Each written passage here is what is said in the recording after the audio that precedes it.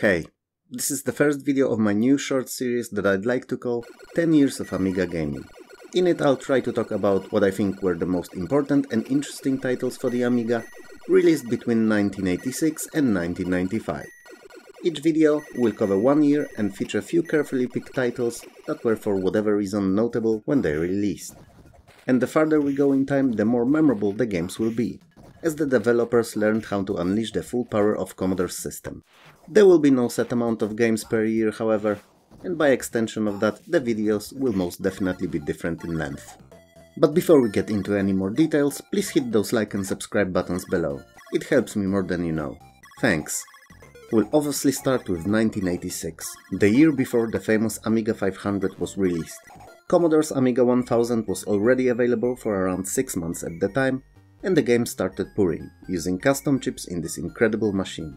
Between 1985 and 86 there weren't many games released for the Amiga yet.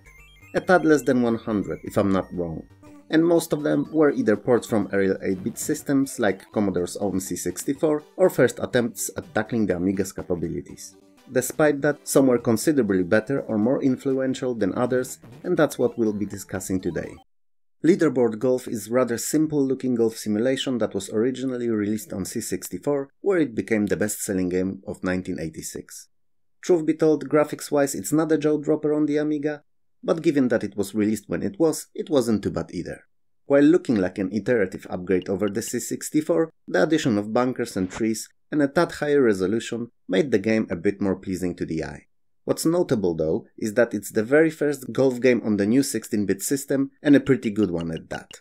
It's simple enough to be enjoyed even while not being familiar with rules of the game, but mastering it may take a bit of practice.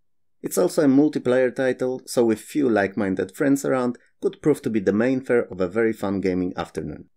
Interesting fact, all games in Leaderboard series were made by two brothers, Bruce and Roger Carver, who later on went to create famous Link series that for the long time were de facto a benchmark of all computer golf games.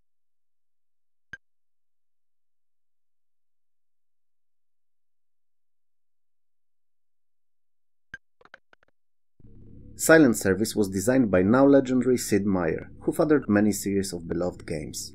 It's a submarine simulation set in Pacific Ocean during World War II, with player controlling a US sub and patrolling the area. It's also the first game of this type on the Amiga, and like with previous title, a port from C64.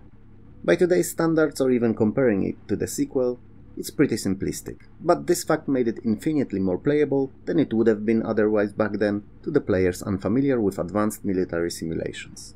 That said, difficulty could be raised quite considerably to suit players' skill level if needed.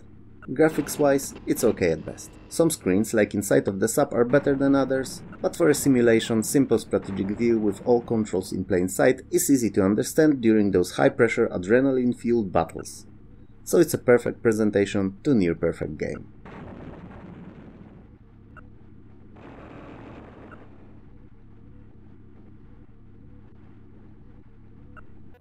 Marble Madness is probably the first ever official arcade conversion to the Amiga.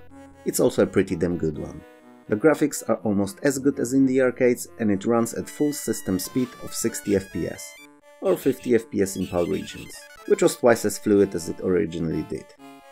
It's fun and easy to comprehend, yet tough to beat title, where you have to direct the titular marble to exit, overcoming various obstacles and avoiding deadly creatures.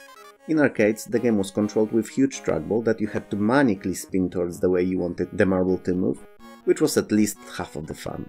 Sadly, this bit was lost in translation, as moving the marble with joystick is not nearly as precise or fun. Other than that, however, everything else is intact, and the game itself is quite good. Personally, I'm not a big fan of it, but I understand appeal and popularity of the game and impact it had on future arcade games conversions to the system.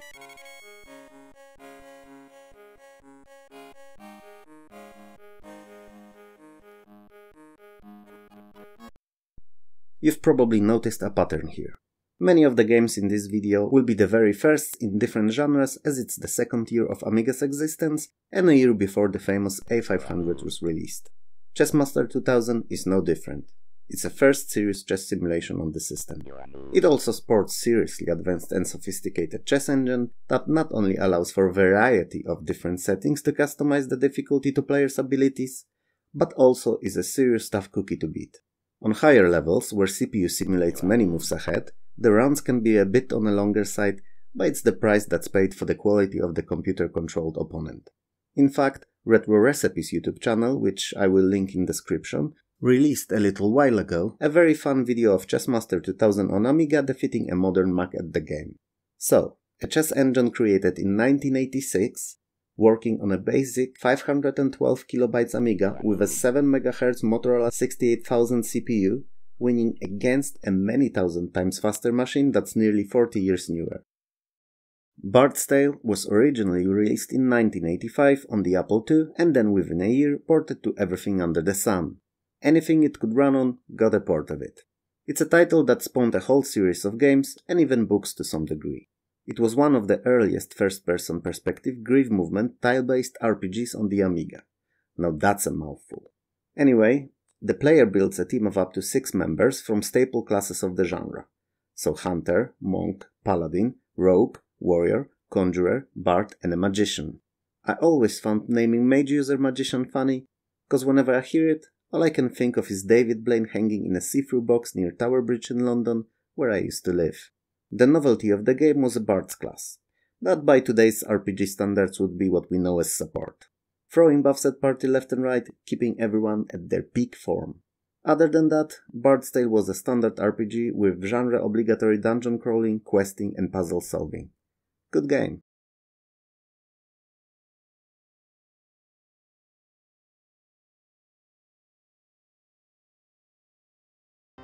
Ultima III Exodus is a third game in a series of Ultima games and the last one in the Age of Darkness trilogy.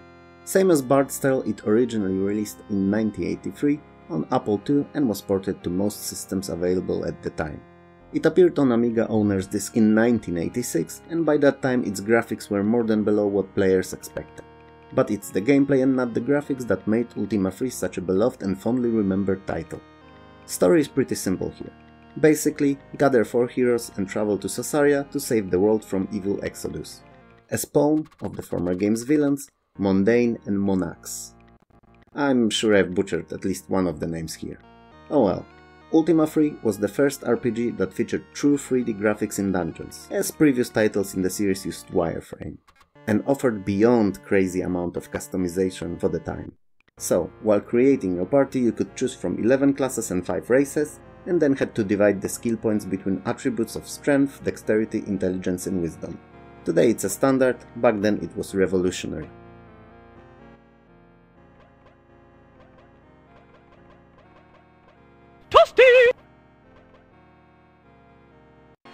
Defender of the Crown was Cinemaware's first ever game and a first title released on the Amiga.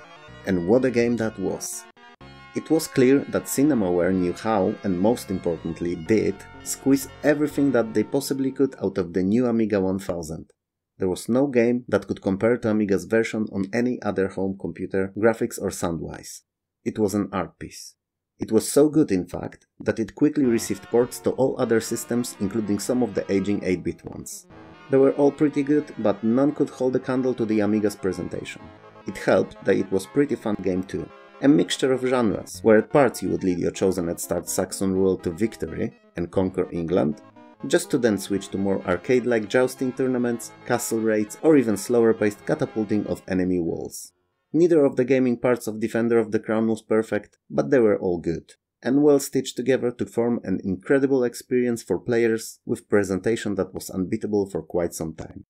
While 1986 may not have been the most memorable year for the Amiga gaming, there's no doubt that there still were some titles released that rose above others.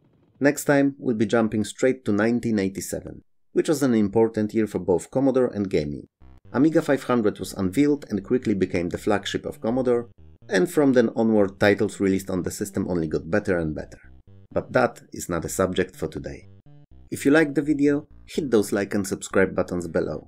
And if you're in a more generous mood, you may even want to consider joining my Patreon or a small donation.